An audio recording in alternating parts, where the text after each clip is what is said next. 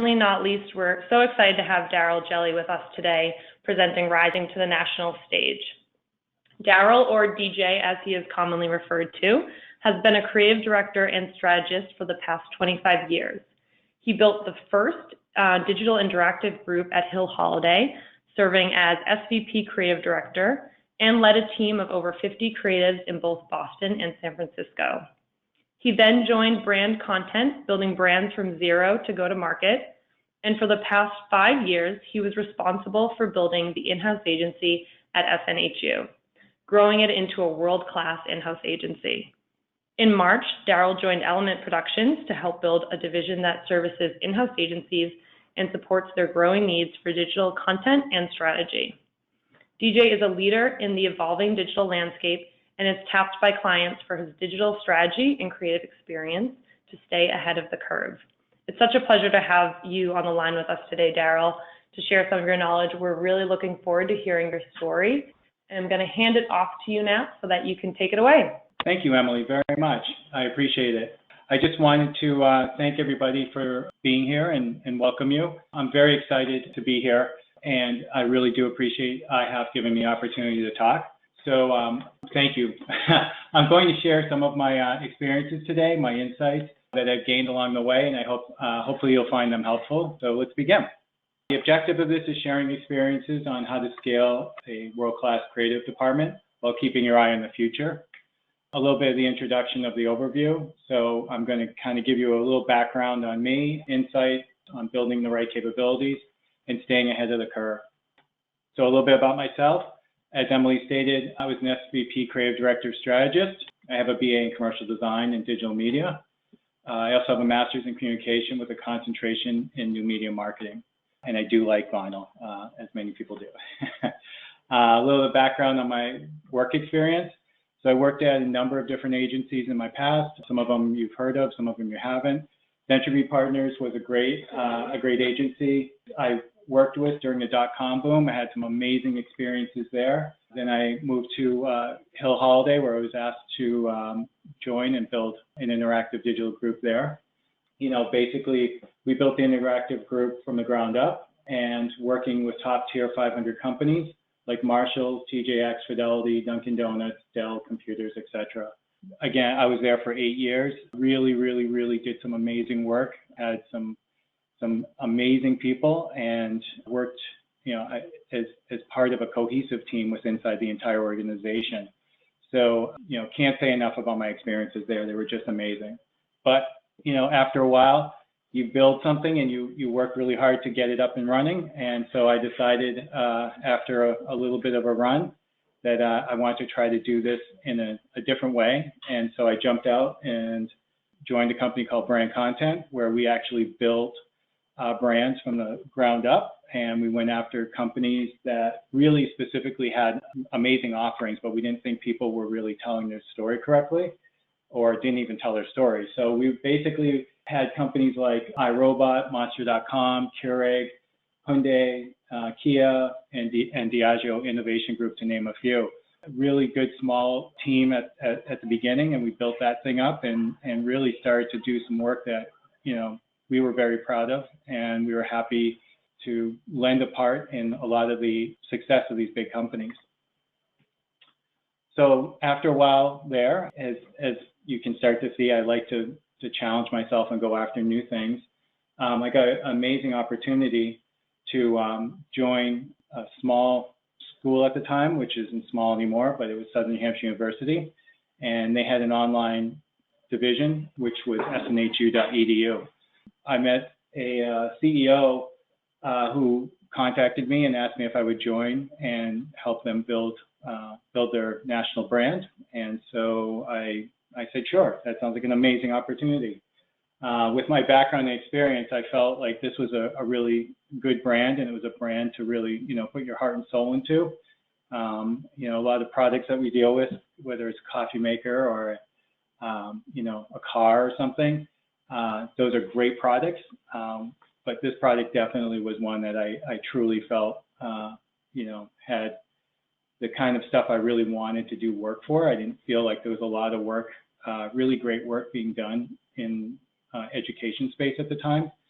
So I took it on as a challenge, and I also took it on as a challenge because it was the first time I was basically working for an internal capability versus external. So the first day I started, you know, I asked what the brand was, and you know, it's a very successful company in the beginning. They just didn't really have a focused brand. So, you know, my CEO gave me a lot of latitude in the beginning and said, I really want to do something different. I really want to reach a national audience, and I really would like to, you know, try to change, you know, the conversation in the marketplace. So with that, I basically started my first day, and I looked around and, you know, said, you know, what team, where's the creative team? What do I have to work with? And so I looked around. There really wasn't a team of people who were experienced with building brands or outside agencies. There was a lot of talented people with inside the organization doing a lot of things. So with no real experience, no real brand, and no real big marketing campaigns to that date, I took the challenge and, you know, kind of interviewed a lot of people with inside the organization who were doing things, and kind of teased out what their experiences were, or what their roles were, and, you know, looked to shift them as well as the internal thinking to more of an ad agency model. And that ad agency model really revolved around building a culture with inside the organization of great creative, and a system and an organization to deliver that great creative. So, you know, that system and that organization really kind of revolved around the needs of the organization, which was broadcast, web, social, analytics, and account services. We really kind of looked at the internal operation as a way of being integral part of every piece of communication that was going out of the organization, internally and externally. We were the agency of record. So we handled all of the advertising that was going on at the time and all of the touch points to our consumer, which is our student. Students were looked at as our customers. I know that's kind of different for higher ed, but it is definitely the way we looked at it from an online perspective, that, you know, we were in the business of education and delivering education to an audience or a group of people who education that wasn't necessarily accessible in the past. So understanding, you know, that early premises, we really wanted to find out how we were going to build a brand. And so building that brand was where we really wanted to start. We wanted to come up with a voice, of a tone. We really wanted to understand what was making the success of the school up to that part, what was really working, and why were people listening. So we went out with a questionnaire, and we asked 300 students 5 simple questions. How did you hear about us? Whether it was TV, online, search, or digital. Why did you choose us? Was it program, cost, accessibility, and being helpful? What degrees are you getting? And what does a degree mean to you? And so we also want to see if would you recommend the program and why? And from those 5 points, we really started to understand, you know, what made us or our offering special, and how were we positioned in the marketplace with other people. So it was a really good place to start in how to build a brand and a voice, and then start communicating that throughout everything we did. It's one thing that, you know, a lot of people I would interview and stuff or talk to believe the brand was a color. They believed it was a typeface. They believed it was maybe, you know, some kind of a tagline, but they didn't really have an understanding that it's a feeling. It's a way you convey your brand values. It's a lot of the stuff that really helps people feel like they belong, or they understand who you are and that you're right for them. So we really spent the early days just understanding what that voice was, so that we could really communicate that outwards. So building a brand from the ground up, you know, we definitely developed that brand voice early on, and, you know, as we kind of developed it, we understood that it wasn't a single point in time, that it actually grew. It grew with the school, It grew with the playing field of what education meant. It tapped into our core values that were set from leadership on, from the president all the way down, from the CEO. And it really was one of these things where how did we distill all of the great stuff that we had so that people could really understand it and say, that feels like I would be successful there, or this feels like a brand that I want to belong to. We collaborated with a lot of partners. So, we looked at, outside resources as partners. We looked at internal resources as partners, and we developed a trust and a belief that, we're all part of the same team and that we have a lot of experiences that, when we combine them together, they are really, really, really effective. And then we tested brand messaging, we tested communication pieces, we tested TV spots, digital spots, websites. Testing was a big, big thing with the university as well as the agency. We wanted to make sure that, whatever we tested, we were actually learning from it. And testing is one of those things where, we didn't really think of it as wrong and right. We just thought of it as, what did we learn and how can we apply that learning to the next phase? And every single action we did, we knew that the end result was what was the data that we were collecting. So if we were going to spend money in market, if we were going to build a certain type of web application or a certain type of course or a certain type of form, we always had the data and the analytics that were the underpinnings of what we were trying to do, so that we could always improve. And that testing went into that, the way people responded to certain devices, the way people navigated through sites, the way people interacted with our TV spots. All of that data was collected to help us inform us and make better decisions moving forward with our work.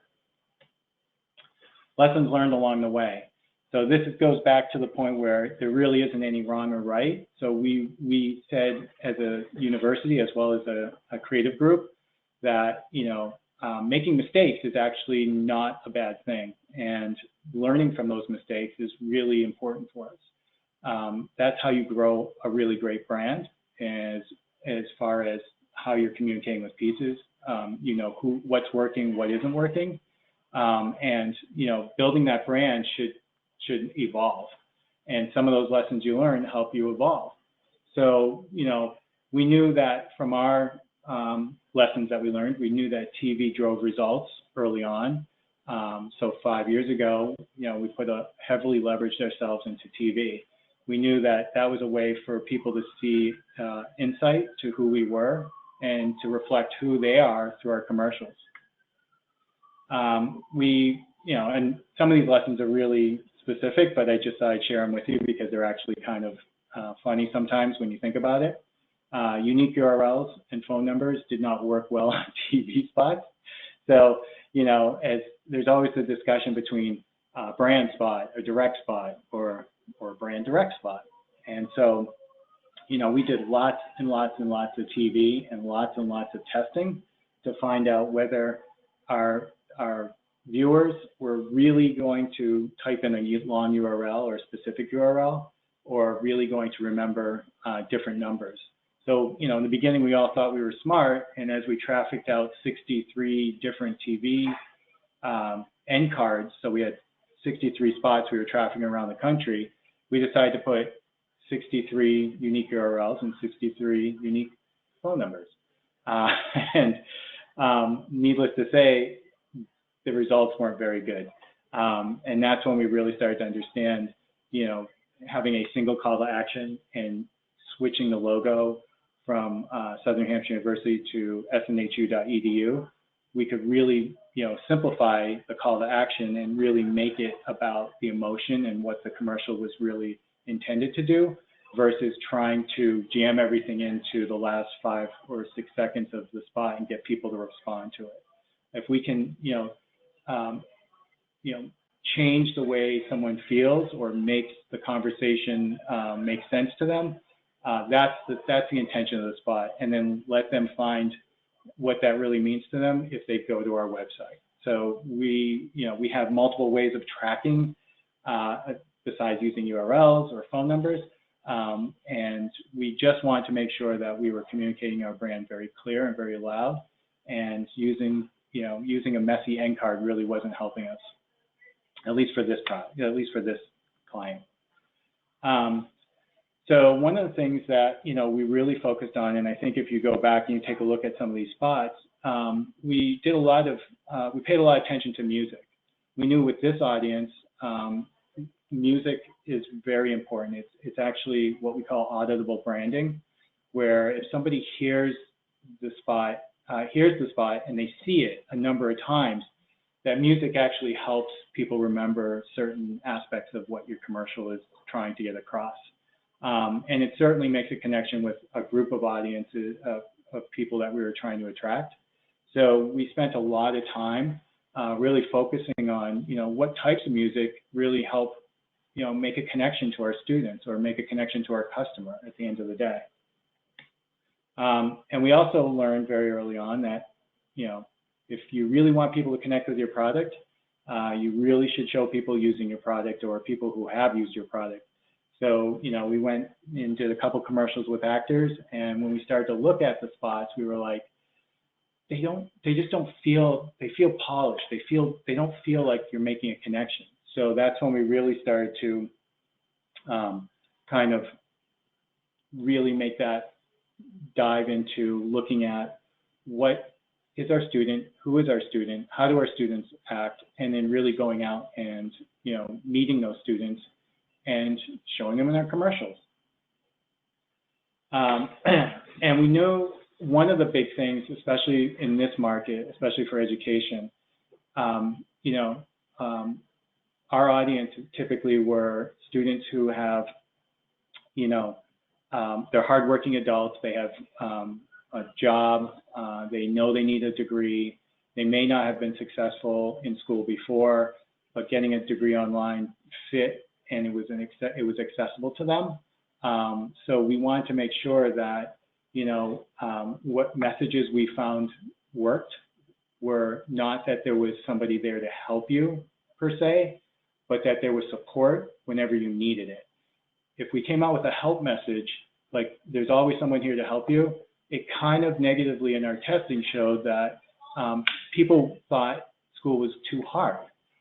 So if we came out with a message saying, you got this, you know what you're doing, but when you need help, we have ways of helping you. And that help was always wrapped around support, whether it was a student advisor, whether it was a help line in the middle of the night to answer your technical questions. But it was never really a focus in our commercial or marketing that, there's always help here 24 hours a day. Those messages really didn't sway people. It was the ability that as a university or a school or a business that we'll support you every step of the way. That's a message that people could buy into because that meant different things to different people. So I just want one of those successful campaigns we came out with, and I'm sure a lot of people have seen these commercials, and if you haven't, the one of the campaigns was, we have students all over the country who, when you're an online student or a distance student, you are part of the university. You are part of a network of alumni, a network of students who belong to a community. And whether you're on campus or you're online, you should feel like you belong to a university. So every student who goes to Southern New Hampshire University, whether it's online or on campus, they, after 4 years or 2 years, or getting their degree completion, get to go to graduation. So that means you can either travel from Nevada, if you went to school online, and actually go up to New Hampshire and graduate and walk with your cap and gown because you've earned it. Or if you're on campus, you go and walk with your gown, but you belong to that class and you belong to that university. So those students who couldn't make it to graduation, though, we still wanted to make sure that they understood that they were important too, and that they, should be very proud of themselves for doing what they did. So we came up with this campaign, the team and I came up with this campaign where we actually wanted to go out and hand deliver diplomas to students who couldn't make it to graduation. and hear a little bit of their story, tell a little bit of what they're about, and let people see that in the commercials, that these are real people doing it every single day. And so we got on a bus and we traveled 30 states with my team. You can see the team right here. And there was a number, trust me, this was the team that went on the bus, but there was a whole organization. The entire university was the team, and they were entirely behind this effort. And it's amazing when you come up with campaigns and they resonate and they make sense and people buy into the culture and they really feel like they're behind it. The entire organization is there. So, you know, it's not just a small group of people going out on the road. It is an entire school going out on the road. So basically, you know, we got on the bus with a bunch of camera people, and we interviewed, to get to the 30 states before we even got on the bus, we actually interviewed probably about 4,000 or 5,000 students to really hear their stories and see if they would want to be on camera. And, you know, in the beginning, my team and I, we were like, wow, I wonder, you know, if people are really going to want to do this with us. Well, we didn't have to wait too long. Pretty much as we started doing a call out for people, they all raised their hands, and there was more stories than we could possibly handle, which was good because we wanted to hear from these students and we wanted to learn from them. And this actually helped us when we collated all the information to really understand what's working with programs and what wasn't working with programs. But yet we were able to also suss out some amazing stories, and those stories were our commercials. So the team you see in this picture, they had very special tasks, and they were very, very talented in what they did.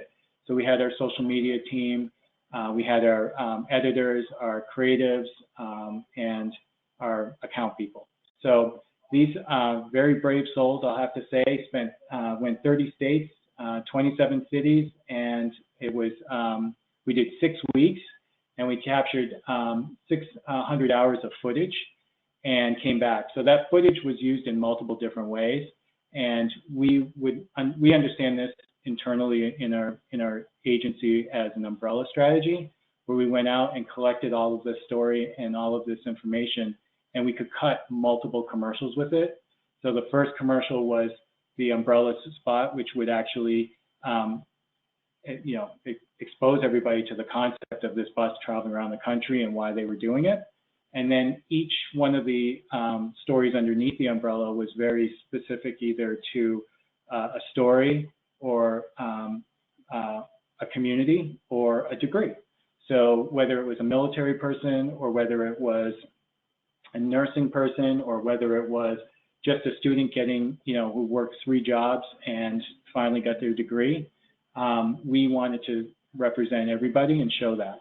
So, one of the really amazing things were, as we were shooting this, we actually had our editing team editing in the back of the bus.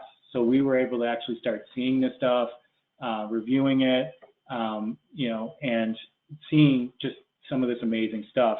As we did, some of that stuff was actually also being broadcast in social media, and people were actually able to follow us on the journey through a website we set up. So we were trying to involve not only the community, but also the people within inside the organization and help share that out to everybody who was interested. So, this campaign was very successful. It was definitely a group organizational push throughout everything, and it was supported by senior leadership as well as the university in whole. So we thought it was so successful, we did it twice, and it is very, very, very, very important to the university to make sure that we're authentically capturing and looking at students and helping to show how positive education is on them and their families. And this was an amazing vehicle to do it, no pun intended.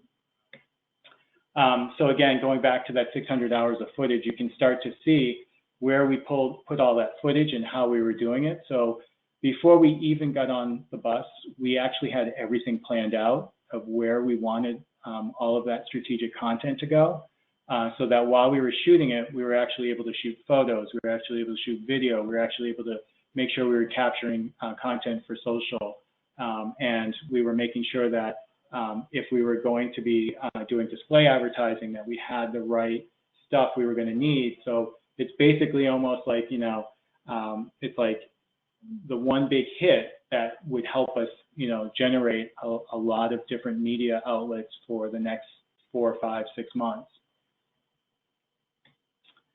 A few common truths we learned about online students. So be real, be honest, be genuine.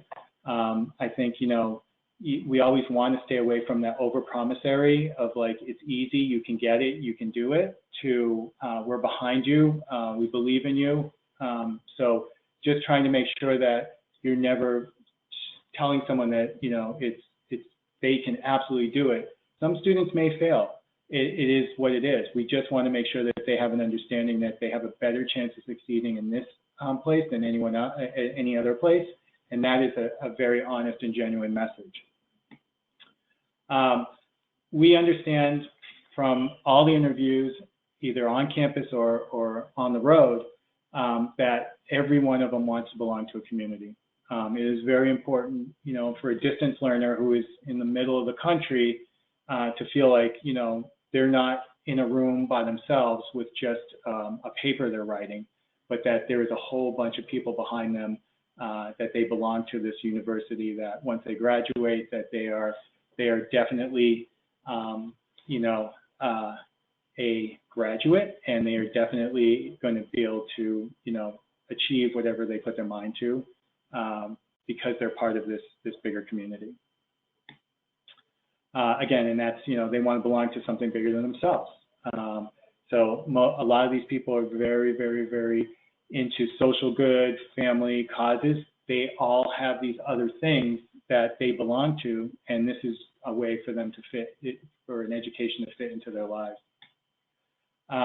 We know that when somebody's looking for an education, it's the second largest purchase of your life.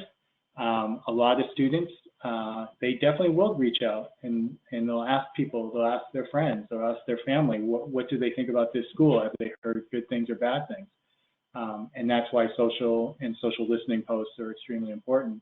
We want to know what people are saying online. We want to make sure that we understand what the conversations are, and we're able to, help fill the content void with stuff that tells our story in the right way. And that leads me to the last one, social matters. We know social matters. We know it's one of the big differentiators, especially when people are very proud of where they went to school and their accomplishments. So let's go to building the right capabilities, right? We know, and I'm positive most people on the phone are very understanding of branding and all of its power, but I'm just going to state some of the obvious anyway. Brand is your most powerful asset. It must create truth, a feeling, and a lasting impression. So from the very early beginning of where we were, there was a lot of this stuff going on, and we just basically, pulled it together and really kind of pinned it together with what the glue that really, really, really mattered to our consumer.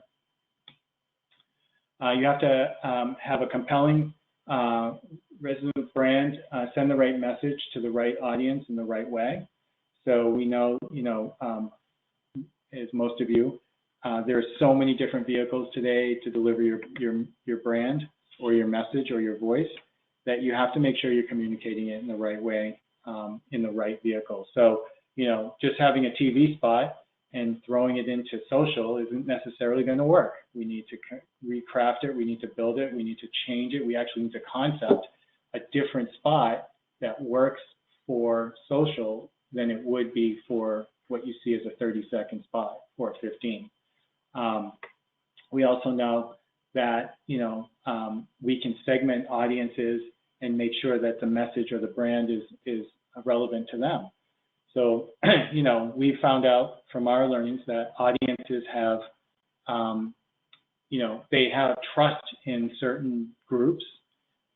So for instance, military people want to know that someone in the military knows what they're going through and how their education, how this thing works for them, and how they adapt their education style to what their current situation is.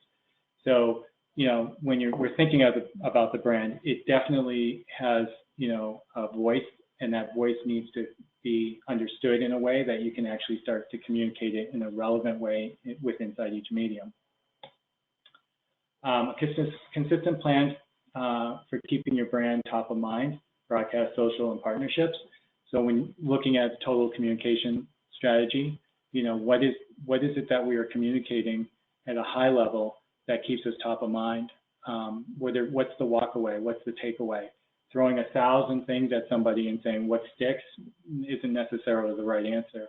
It is, saying what you believe in loud and clear, and saying it over and over again in a very compelling way. Again, I'm going to harp on social media because it is absolutely one of the things that we found really makes a connection with our students, and it really does matter. You have to know your brand in social. You have to know how to communicate it well, and you have to know what people think of your brand in social. We know when we do social media campaigns that if we dive into a campaign, that depth should lead to width. It shouldn't just be a one-off, we've done it, and now we walk away. We should understand or try to build a campaign that spreads out, it continues on even after you're done with it. It's still growing. Or we're looking for those campaigns that will grow as we make the initial effort to do it. Show the after, the follow through. So it's not just good enough just to have a campaign that you run and you're done. You've collected your money, you've done your support for some social cause, good cause. Show the after effects. Show the people that are actually benefiting from it. People like to see follow-ups, and social is one of the greatest ways to show it. And we know systems win. So a big thing we learned as we were testing was, which social media platforms are working and which ones aren't, or what are they used for? Is Snapchat better than Instagram? Is Instagram better than Facebook? Are groups moving away from Facebook and moving into Twitter? Are they moving out of Twitter and they're moving into something else? Are political students more engaged with Twitter than Facebook? So there's multiple different platforms, and understanding which audiences and how to seam those different platforms together, or at least how to drive a message differently in those platforms, is key. And then, like I said, just be platform experts. Understand the platforms and understand everything they do. It's amazing how many conversations I get into, even today, where people are like, "Yeah, we did a Facebook post," but there's so much more to Facebook. There's carousel ads. There's all kinds of things that you can be doing in Facebook that give people experiences in a completely different way than they're typically getting in Facebook now. So being an expert in understanding the front end as well as the back end of what information you're getting from it, how are you collecting it, what is likes versus shares, what is the value between two. Those are things that are really important for any campaign. And then measuring the results, taking all of those results and then processing it in a way that you're actually learning from it or benefiting from it is key, because you're either in the old days we used to run a commercial and product sales would go up. Today our results are based upon a lot of other different metrics and a lot of very specific metrics. So we really, and I cannot stress this enough, analytics and data is at the heart of everything, every effort you're doing, and you should really take that data and that analytics and use it to your best advantage. And then media and analytics. Data, again, and a little bit of rehash, data is at the heart of everything. Utilizing data is critical for uncovering insights and driving the strategies, media selections, and media negotiations. So, a lot of you who are buying media, you understand this really well. But it's also, what information are we getting from SEO? What information are we collecting from usability when people are going through your site and you're seeing what pages are being hit? Or where are people going from the digital ad that you're doing into your landing page Do you have the right form? Are you testing your landing page forms to get the optimal response? Are your forms too long? Are you asking too many hurdles? This is all stuff that you need to understand and figure out a strategy to get people through. I was just in a conversation with someone today who they were asking me a question about a certain type of company that was offering email capabilities. And so they're like, yeah, they can send out all these emails. They'll just take our copy and our photos, and they'll do a blast for us. And so I was like, well, that's great, but what is the communication strategy? What is the plan that you're layering on top of this capability? Well, isn't that what they do? No, that's not what they do. That plan that you're putting together is going to be based off utilizing the data that you want to get from it and understanding what that communication plan is going to yield as far as not pissing your customer off, getting people to understand who you are and that you're not just putting in a spam file. It's also uncovering those insights that'll help you drive the right results. And so that, with somebody who can, deliver your emails and do blast, that's great, but you need that communication strategy. So a lot of times it's really the communication strategy or the digital strategy is really about the overall thinking of where that information is going or coming from and how are you going to utilize it best to keep engaging with that customer. Yeah, same thing. So let's skip to 3. Every media plan is customized to achieve a unique business goal, be it broadcast, direct response, or branding campaigns. So, this goes without saying. I think most of you know this. What are you trying to achieve? What is it? The ultimate, you're spending this money to do what? We want X amount of students. We want X amount of customers. We want to sell X amount of products. If you're setting your business goals, what is it you're getting today, and where do you want to be tomorrow or the next day? So setting your year-over-year goals, and then figuring out what is your marketing mix to help you get to that next goal. And so that marketing mix, again, is the responses, the campaigns, what is it you're driving? Broadcast today is not the same as it was, yesterday. Broadcast means a lot of different things. TV is now, when and where you want to watch it, not where the networks want to watch it. So setting up, great analytics into finding out where these people are seeing this or how you're getting them to see it. These are all things you need to think about when you're looking to come up with a plan revolving around your business goals. And continuous measurement optimization. So just because something's running, you should be looking at it and inline testing and inline optimizing of your spend. So where we would run TV spots and digital campaigns, and we would look at the results every couple of days and then optimize the buys and the spends on the fly. We wouldn't wait for a month to go by and then pull the reports and say, oh, we should be changing this. We're actually doing it almost in real time, so that we're making sure that A, we're responsible with the money, but B, we're able to sharpen it as we keep moving forward. Building the right capabilities, identify your needs within an organization. So we quickly at Southern New Hampshire University or at SNHU, we identified what our needs were for building the right capabilities. And then we looked at the team and what we needed in a team to help us identify those needs. So, it's funny when building a team, it's very much, I think probably the single most important thing is who you have working with you and who's got certain skill sets. The level of work that we did and the level of passion that went through the group was because of the people we had on our team. It's never one person, it's an entire group of people. And so, building that team and adding people to that team, you're building a culture. And that culture is really what the team thrives on.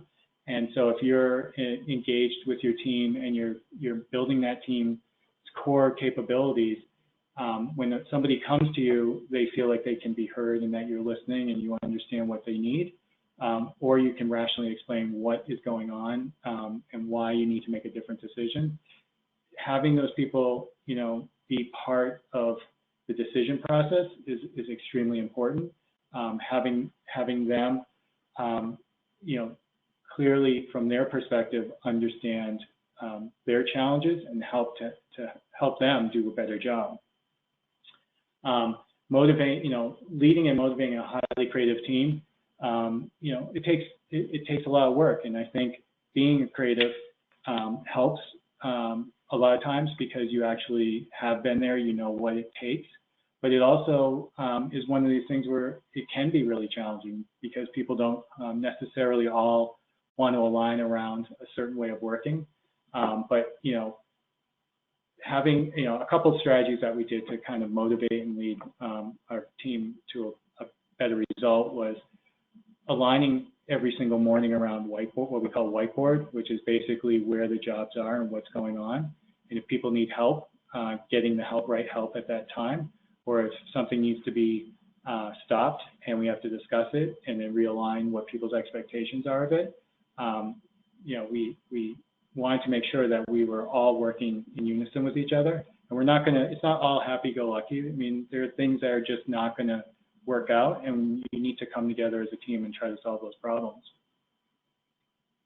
And then how to build a brand. So, that capability of taking a school that had a lot of really good stuff and really kind of synthesizing it to extract this pure brand really came from having the right capabilities within inside the group. The group really, grew because we wanted to express who the school was in the right ways. So we looked in not only people who knew how to do things, we also looked at what things we needed to do, and we looked at how are we going to achieve them as a team, and we identified key opportunities in which we thought we could grow. So doing all that, creating a brand, building great advertising, it is often hard to stay ahead of the curve. And what I mean by staying ahead of the curve is, a lot of times people, when they're managing groups or they're looking to build teams, they keep their head down and they're just trying to solve the million problems that are coming across, but they're not forecasting things that probably could be overlooked if you just kind of look down the road a little bit more. And then just clearly stating what are some of the things we really want to solve here. How do we want to go about this? There are problems, and then there are issues, right? And the problems are the ones that are going to stop you in your tracks. Issues are the ones that you can actively start, participating in to kind of correct or course correct as you go. What skills and solutions do you need to solve the problem? Again, this is wholly built on the expertise of the teams around you. I find a lot of times that highly functioning creative teams are people who have managers who let them do what they do best, and a manager who is trying to do everything, or a leader who is trying to do everything, is not necessarily as effective as a leader or a manager who says, I've hired you to do the job, you're in control, I am here to either help you get where you need to go to make this thing successful, break down barriers, get you resources, and together as a team, you fit into that group, and we're basically able to move our agenda forward.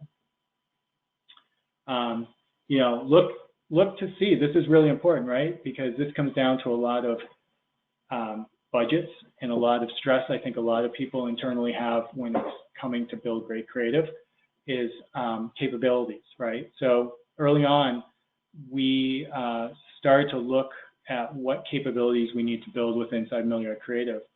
And, we were out there shooting commercials, and we were going to outside sources to edit our commercials. And if anybody's familiar with broadcast and editing, editing is actually, a fairly lengthy process. And, having the ability to make a lot of changes really quick sometimes isn't in direct contrast to the way things normally get edited. not to say that outside resources aren't talented and aren't moving to get you what you want, but knowing a lot of stakeholders who want to have a say or you need to show, who want to see multiple versions or different directions, sometimes it's just cost effective to actually put the editing team inside the organization. So I started with one really talented editor / creative, and from that we grew the team to 5 editors. And so those 5 editors edit every single thing from outside broadcast, from national broadcast to social media. And you know, that skill is really about storytelling and, you know, storytelling and creative. So not just looking at an editor, at least in this one example from our creative, we don't look at editors as editors. We look at them as storytelling and uber creative people.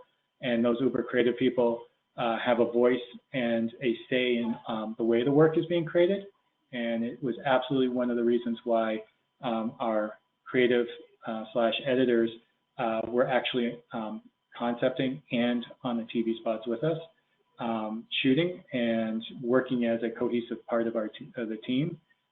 We didn't really look at them as anything different than just creatives, which kind of was a really awesome thing to have, for the sheer fact that when you shoot a lot of digital stuff or a lot of video, there's a story there, but you're not necessarily sure of how you're going to put it together. Having really uber talented people in the beginning right there with the directors and the DPs, getting the footage, they can actually see how these things are going to be put together right there while you're actually shooting it, to make sure you're getting everything you want to get. Because I'm sure a lot of you have been back at the editing suite saying, I would like to see this shot, or I'd like to see them do this, like their head moves from one right to left and connects to the next shot, only to find out that that was never shot or thought about while we were on set. So, so that was one really great thing that we learned early on, and was one of the key contributors to a lot of the successful commercials and videos that you see. And then obviously, how much do we have to spend the problem? This seems to be, you know, was always a revolving issue, I'm sure, with most people, and how they're setting their budgets for the next year and what they're going to need. I'll be honest with you, and I'm sure most people who know me understand this, that, you know, if it comes to technology, I believe just buy it. Just buy the right technology. You know, if it seems expensive, don't cheap out on it. Go and get the right tools. Technology today is relatively cheap, and that shouldn't even be a part of your consideration pool when it comes to doing a job. We didn't have the right tool. So every time someone would come up to me and say, look, I need this software, or I need this computer to do my job, or I have this really old computer, I'm not productive with it. Without question, that would be the first place I'd look to address, is just let's get that barrier out of the way and get the tools you need to do the right job. And then spending, you know, working with a giant organization where we actually handled our budgets and every year had to, you know, forecast what we thought we were going to do for the next year is always challenging. But being in the middle of everything and understanding the situations and where you want the creative to go and where you want the brand to go really helps you set that spending agenda for the next year. And, you know, clearly identify the problems you're going to solve this year versus the problems you need to solve the next year. Websites, mobile technology, servers, backups, all of those things, you know, you have to put a number against, and you handle with whatever you have.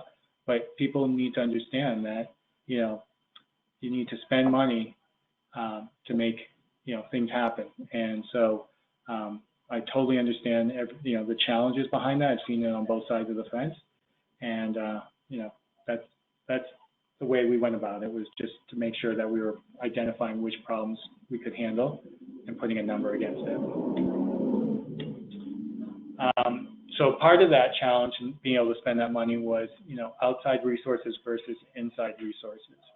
So while I totally believed in investing in building the internal capabilities, there were certain capabilities that I knew just weren't worth it. You know, it was much better to go out and resource it because I didn't need that much control, or I needed more freedom, and B, looking at vendors as partners is and having those partners for years, where you know what they're capable of doing, you know they're the go-to people. You're not a come and go where, you know, you go to them this month and do a job and then don't come back to them for another 7 or 8 months, and they're like, oh, I got 5 other people in front of you. Having a relationship where you can have that understandability that that person is going to be there, that they're going to help you out with the right solution. So, you know, I'll give you an example. It doesn't make sense for me to hire directors full-time in my group to direct spots. It did make sense because we wanted the latitude to shop for directors with different styles. So we worked with partners that we could actually say this director's style or feeling and the way he shoots is different than this one, and this concept lends itself to this director. So that's just one small example. There's multiple other examples, whether it's, you know, call centers, or it's, you know, hiring, you know, putting a web server internally versus hosting it in the cloud. There's multiple different things that you need to have a good partner with, and you need to make the decision whether you're pulling it in-house or out-house. Freelancers, I highly, highly recommend freelancers. I think freelancers are one of the great secret weapons people have, putting really creative people on projects and managing, you know, the outcome of that project works really well. I mean, I love hiring my own team. I know exactly those people are growing. I'm giving them, you know, a runway to develop their careers and their talents, and then supplementing it with freelancers who have experiences in multiple different places, or using the newest of the new, or trying something else. It benefits the entire organization and group. And then again, technology, like I said, you know, technology is fairly cheap these days. You know, some of us probably remember, you know, spending, you know, $5,000–6,000 for, you know, desktop publishing machine, where today we don't even, you know, need to spend a ton of money on putting software in your computer, when you can basically start using, you know, cloud software like Google Docs and Google Presentations. So, you know, as things are getting cheaper, it is important to make sure you're investing in technology as it is moving faster and faster. Leading the team, right? So this goes back to the whiteboard method we were talking about. Again, whiteboard is great for aligning everybody, understanding, taking a temperature of the mood of people in the group on a daily basis, understanding where there's some challenges and being able to solve them on the fly versus letting things collect and you know, things get spun in different groups or corners of the organization. Get it on the table, deal with it, and move forward, and understand what projects are in trouble, or what projects need freelancers, or what projects are being pushed back. I can only equate whiteboard, the way we used to look at it, is almost like an air traffic controller, and there's all these planes trying to land, and you're trying to figure out which planes, you know, are able to land and which ones are going to still circle until you can get them to land. Communication is key. You know, being approachable, right? If you're, I believe in open door policy. I didn't sit in an office. I sat right in the middle of the group with everyone, and everyone in my group knew I had open door policy. If there was an issue, creative concepting, thoughts, something funny, that, you know, we were all part of it. So they had no issue coming in and sitting down and talking to me. I literally believe in an open door policy. I think it's the best way for people to feel like you're all part of a team. New challenges and keeping work fresh. So new challenges and keeping work fresh, right? So pushing people or pushing teams to try to, you know, grow beyond where they are, and giving them the time to do that. You know, I had no problem sending people to classes to learn the newest software. I had no problem sending people to wherever they needed to go. If they wanted to go to a workshop or go to a conference to learn something new, I set aside some money and made sure that that was for them, and they needed to do that every year. But they also came back and they shared what they knew or the new things they did. Usually on a Friday or a Thursday, we would have Bagel Fridays. We would try to share that either at whiteboard or around Bagel Friday about what that person learned and share it, or do a report on what cool project they're working on and what did they learn from it with the rest of the group. A lot of times we're so busy working and we're so busy trying to beat those deadlines that we work very siloed. So understanding those challenges and trying to get people to share amongst each other really is essential for the growth of everybody as well as the growth of the individual. Again, this is, like I said, building a brand is like performing open heart surgery on a marathon runner in the middle of a race. What I mean is that, as this organization is going, the ultimate, heavenly state would be build a brand and then start a company. But we all know that's not ever going to happen. You basically a brand is a living, breathing thing. It's growing as you're growing. It's morphing and changing. You need to be able to, look at it like that and really take time to focus on it and take a time to understand how your brand is changing, whether it's outside forces or inside forces, and then adapt to it or make those changes necessary. Staying ahead of the curve. Again, fostering past partnerships, building your arsenal of resources, taking chances. So taking chances is one of those things where people are like, oh, that sounds really risky.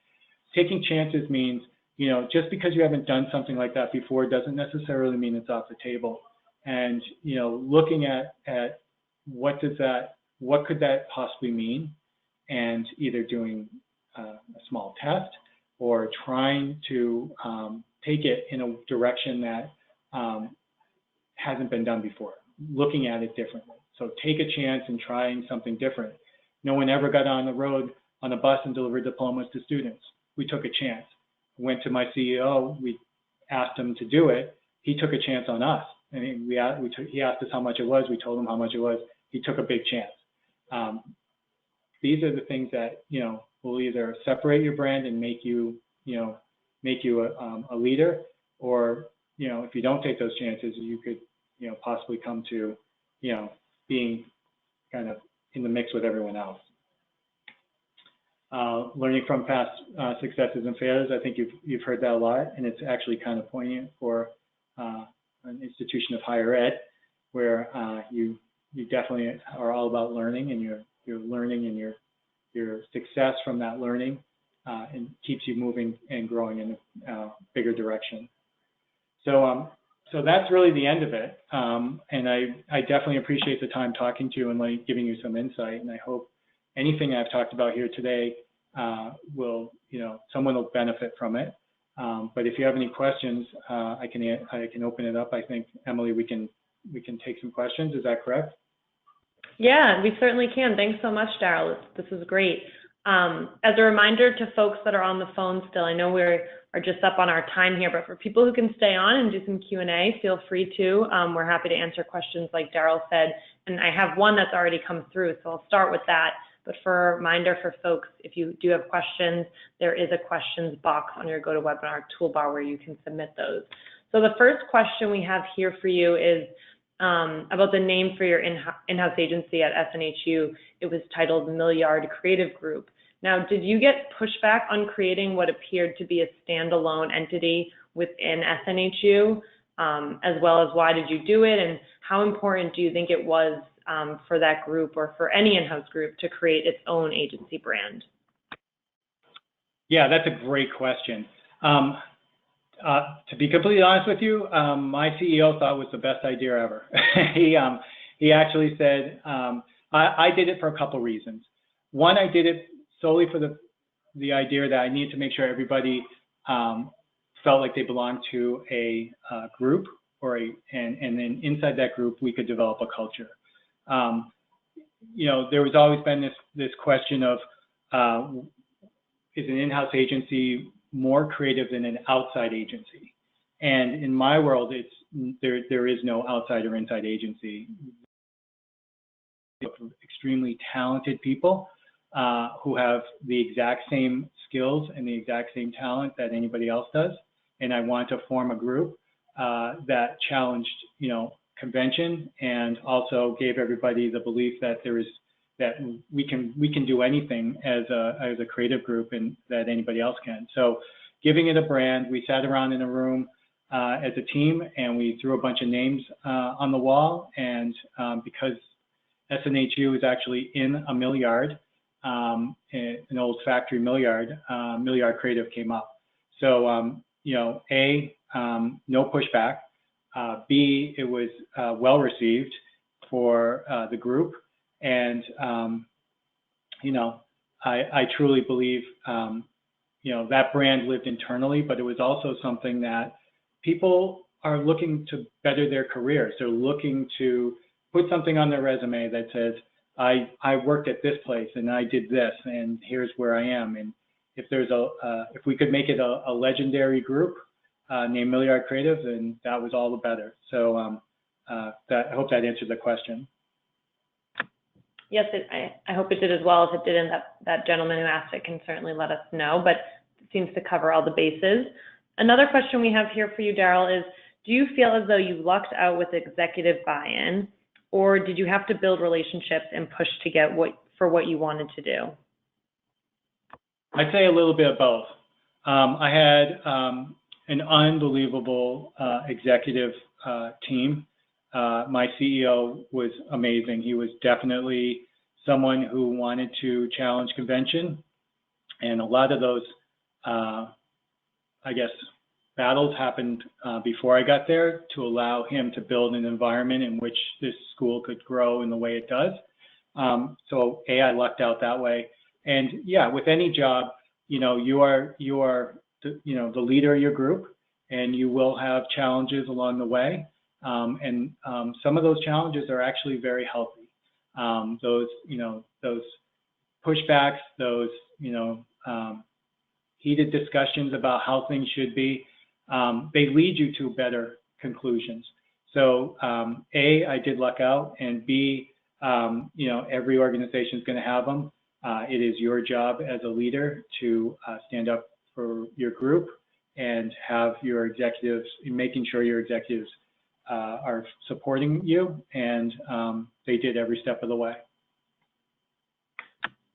Thanks. Now, the next question I have here is more of a logistical one, but it's asking if your team lived on the bus during the time where you were filming for those spots, and was everyone excited to be a part of something like that? I'll start from the back. I'll start backwards. Yes, everyone was excited, and yes, the first bus tour, we all lived on the bus for 6 weeks. It was actually Al Green's old bus. Our CEO didn't recommend any students who were delivering diplomas come on the inside for the sheer sake that there was leopard skin on the ceiling. And it had 6 bunks, or 6 or 12 bunks inside that we slept in. We did sleep in a number of hotels, but as we traveled from state to state to make our deadlines, we slept on the first bus. The second bus, we learned our lesson, and we basically traveled in the bus, and then at night slept in hotels. So it was a little bit of both on the second one. And the first one, we were all excited. We had no understanding of what we were getting into, which was probably a pretty good thing. And once we got into it, we all grew really, really close. It's a great team thing. One of the things we did do is you saw that core group of people who were responsible for being on the bus and doing the day-to-day activities. We actually also, as we were traveling around the country, had professors and people from the school, like student advisors. They would actually meet us at certain places to either meet their students or surprise them. So we had lots of visitors coming back and forth from the school outside the main core team. But let me just say, you tend to grow together and become a team really quickly when you're traveling on a bus from state to state. And it was probably one of the best experiences I've ever had in my life.